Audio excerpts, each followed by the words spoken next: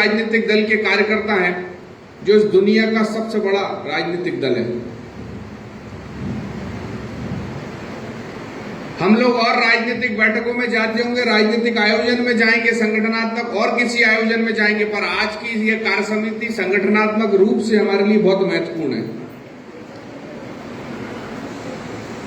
ये कार्य समिति हमारे कार्यकर्ता को संस्कारित करने के लिए और वैचारिक रूप से मजबूत करने के लिए आयोजित संगठन करता है। हमने अभी अपनी मंडल की इस कार्य समिति की शुरुआत डॉक्टर श्यामा प्रसाद मुखर्जी और पंडित दीनदयाल उपाध्याय जी के चित्र पर माल्यार्पण कर करी, भारत माता के चित्र पर पुष्पांजलि कर करी। वो हमने इसलिए करी कि हम घर का भी कोई आयोजन करते हैं तो हमारे पूर्वजों को नमन करके करते हैं। घर का कोई शुभ कार्य करते हैं, अन्य कोई नया प्रतिष्ठान खोलते हैं तो हम हमारे पूर्वजों को याद करते हैं। वैसे ही राजनीतिक क्षेत्र में हम लोग काम करते हैं तो वैचारिक रूप से डॉक्टर श्यामा प्रसाद मुखर्जी और पंडित दीनदयाल उपाध्याय हमारे वैचारिक रूप से पूर्वज हैं। इसलिए हम लोग उनको याद करके अपने संगठन के कार्यक्रमों की शुरुआत करते हैं। और चूंकि हम भारतीय जनता पार्टी के कार्यकर्ता हैं तो कार्यकर्ता होने के नाते हमको हमारे पूर्वजों की जानकारी होना ही चाहिए।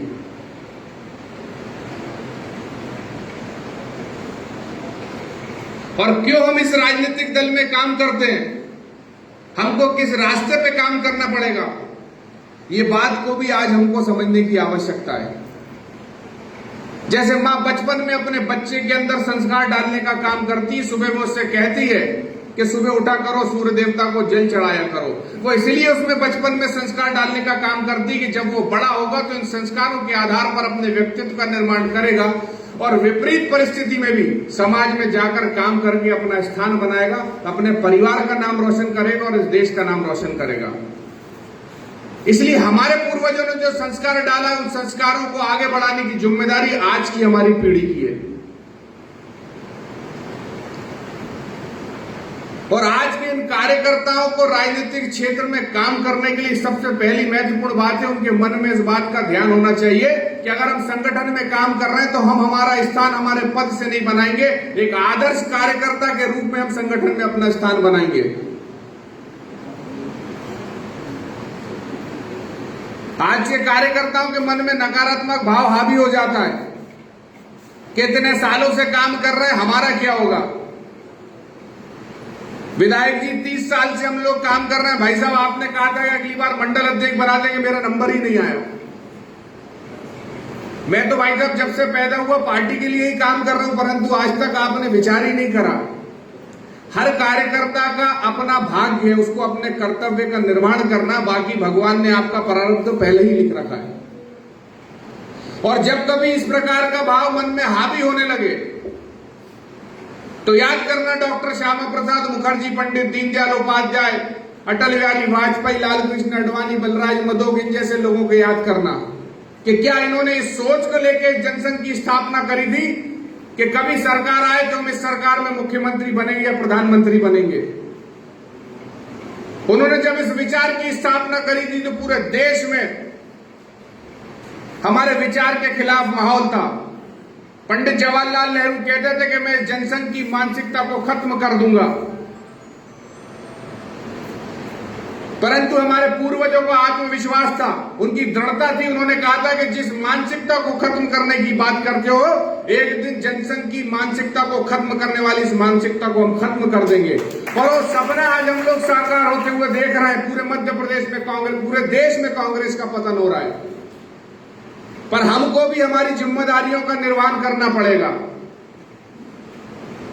हम भारतीय जनता पार्टी के कार्यकर्ता बने, किसी टेंडर या एप्लीकेशन से काम करने नहीं आए। हमारी मर्जी थी, हम इस संगठन में काम करना चाहते, क्योंकि ये हिंदुत्व की विचारधारा को लेकर आगे बढ़ती है, इस देश की एकता और अखंडता को चिरस्थायी बनाने के लिए काम करती है। इसलिए हम इस राजनीतिक दल में आए हैं। इसलिए नहीं आए कि भविष्य में हमको संगठन का कोई पद मिलेगा या भविष्य में हम नगर निगम चुनाव लड़ेंगे या अन्य किसी जगह पर जाएंगे। ये हमारा भाग्य होगा। संगठन हर कार्यकर्ता को देखता है और उसके काम के आधार पर उसकी जिम्मेदारी तय करता है। ये आप तय नहीं करोगे, क्योंकि आप सिर्फ अपनी दो आंखों से देख रहे हो और संगठन अपने पूरे कार्यकर्ताओं को देखता है। और उन सब कार्यकर्ताओं में जब उसको लगता है कि ये कार्यकर्ता लंबे समय से पार्टी के लिए रात दिन एक कर दे रहा है, तब भारतीय जनता पार्टी उस कार्यकर्ता को काम पे लगाती है। पर ऐसा नहीं है कि बाकियों को नहीं लगाए तो संगठन की उनकी जरूरत नहीं। समय पर काम के आधार पर पार्टी आपको काम पर जरूर लगाएगी। लेकिन आज के कार्यकर्ताओं को अगर इस प्रकार का भाव आ रहा हो तो इस मंडल की कार्य समिति में आज से ये लेकर जाएं कि हम भाग्यशाली हैं कि आज हम लोग मंडल की कार्य समिति में सदस्य के तौर पर, उपाध्यक्ष के तौर पर, मंत्री के तौर पर, महामंत्री के तौर पर यहां उपस्थित हैं। क्योंकि हमारा मान और हमारा सम्मान और हमारा स्वाभिमान इस कमल के फूल के कारण है। समाज में हमको सम्मान मिलता है, लोग हमको राम राम करते हैं तो इस भारतीय जनता पार्टी के कार्यकर्ता के तौर पर करते हैं। आज हमारा जनप्रतिनिधि हमको पूरे ताकत के साथ सहयोग करता तो वो इसलिए क्योंकि आप भारतीय जनता पार्टी के कार्यकर्ता हो। आपके खून पसीने के कारण आज संगठन इस स्थिति में खड़ा हुआ है। परंतु हमको भी हमारी सोच को थोड़ा बदलना पड़ेगा। संगठन की और जनप्रतिनिधियों की अपनी एक सीमा है और भारतीय जनता पार्टी का परिवार आज बड़ वृक्ष की तरह फल फूल रहा है। हो सकता है जनप्रतिनिधि की भी अपनी मजबूरी है, सामाजिक संरचना, भौगोलिक संरचना के आधार पर उनको कार्यकर्ताओं को चयन करना पड़ेगा। संगठन की भी अपनी सीमा है कि एक पद के लिए 50 लोगों में तो एक ही कार्यकर्ता उस पद पर आ सकता है। लेकिन संगठन आपकी भी चिंता करेगा, इस बात का भरोसा आप रखना।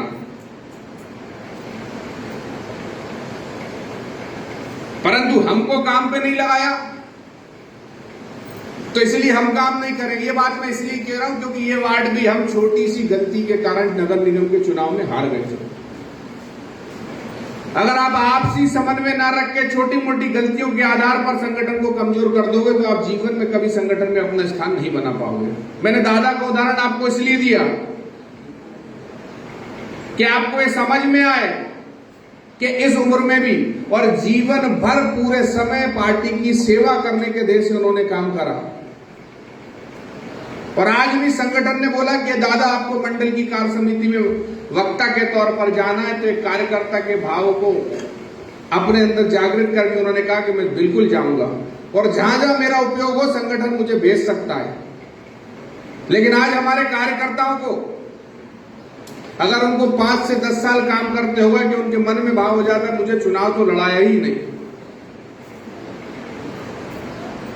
मैं यहाँ कई सीनियर्स को देख रहा हूँ, पीछे किशन अच्छानी जी बैठे, माखन राजपूत जी बैठे, इन लोगों से भी आपको सीखना चाहिए। आज भी मंडल की कार्य समिति में वो आप कई युवा पीढ़ी से सीनियर हो गए, पर फिर भी इस कार्य समिति में बैठ के उनको मालूम है कि संगठन की क्या महत्वता है।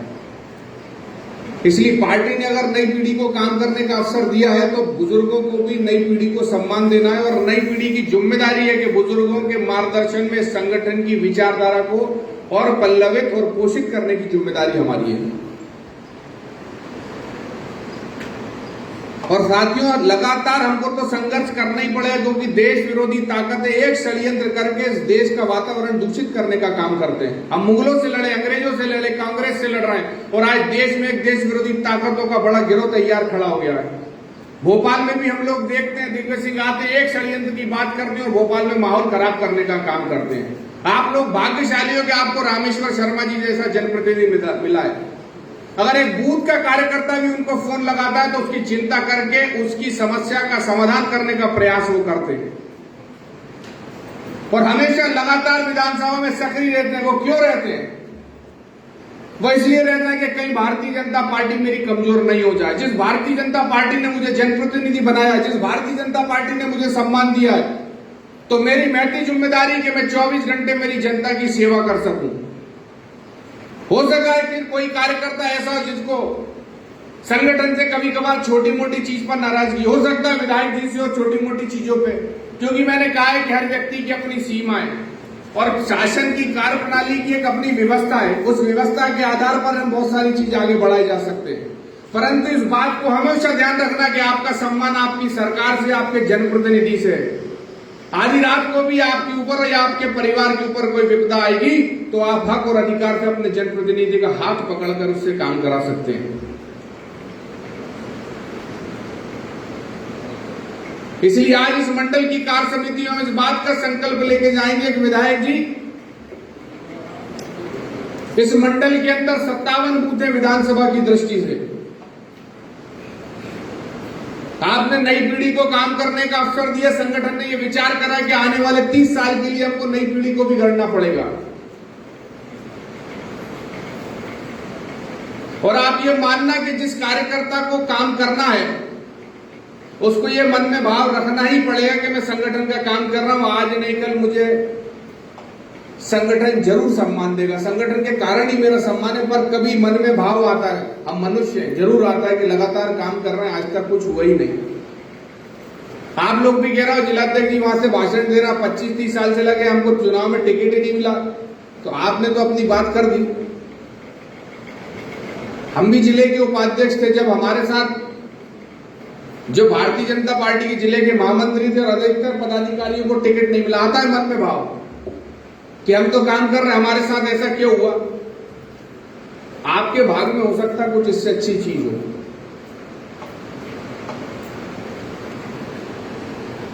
लेकिन जिस राजनीतिक दल ने हमको पहचान दी, सबसे पहली जिम्मेदारी मेरी है कि मैं उस पार्टी के लिए पूरी ईमानदारी से काम करूं। मैं छोटी सी बात करके अपनी वाणी को विराम दूंगा, चूंकि अगले मंडलों के सत्र में भी जाना। मैं आपको इसलिए बोल रहा हूं कि कार्यकर्ताओं को आज प्रशिक्षित होने की जरूरत है। आज तो हमारे पास चीजें हैं, टेक्नोलॉजी है, सारी व्यवस्था है। कैसे हमारे पूर्वजों ने पैदल चलकर, साइकिल पर जाकर, बग्गी पर जाकर, ट्रेनों में खड़े रहकर प्रवास करा होगा, और उस समय तो हमारी आर्थिक स्थिति भी ठीक नहीं हुआ करती थी। रेल में अगर स्लीपर क्लास का टिकट लिया और बैठने की व्यवस्था नहीं हुई तो श्यामा प्रसाद जी ने और दीनदयाल जी ने ट्रेन के गेट पर बैठ के सफर करा, परंतु प्रवास करा और इस देश के अंदर हमारी विचारधारा को मजबूत करने के लिए प्रवास करा, ताकि एक दिन इन कार्यकर्ताओं का बड़ा समूह खड़ा होगा और पूरे देश में भारतीय जनता पार्टी की पताका लहराएगी।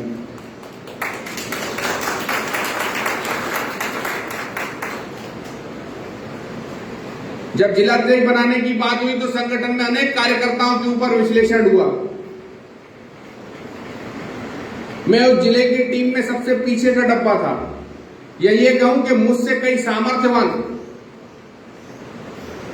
कई संगठन की मुझसे ज्यादा अच्छी सोच रखने वाले, संगठन के कार्य को और मजबूती से विस्तार देने वाले, और शायद कुछ लोग उनमें से ऐसे होंगे कि जितनी मेरी उम्र है उससे ज्यादा उनका राजनीतिक तजुर्बा होगा।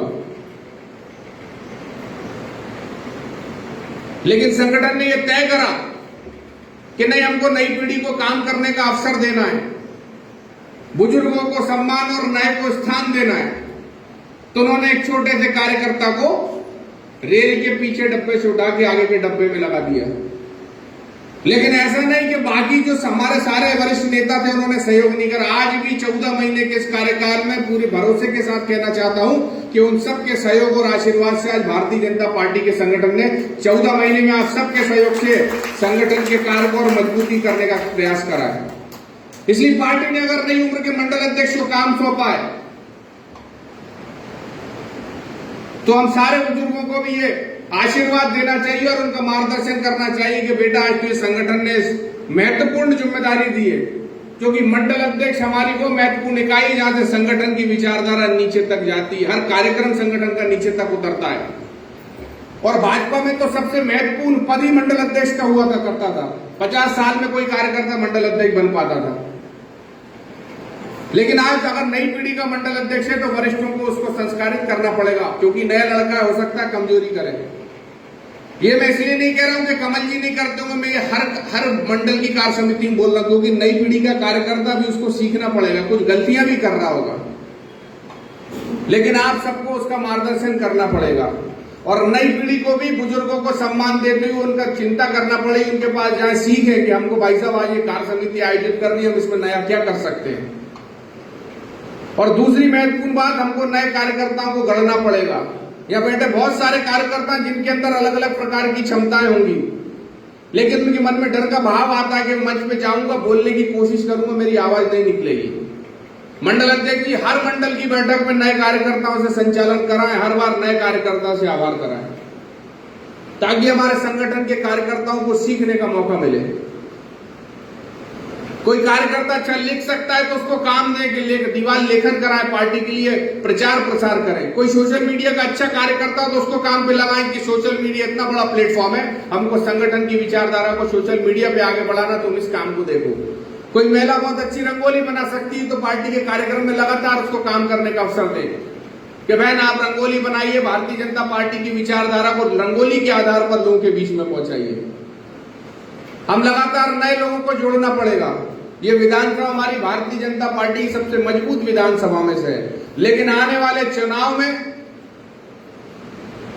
हम हर बूथ पे इतनी ताकत खड़ी कर दें कि आने वाले चुनाव में रामेश्वर शर्मा जी मध्य प्रदेश में सबसे ज्यादा वोटों से चुनाव जीते। और अंत में 2 पंक्तियों के साथ अपनी वाणी को विराम दूंगा कि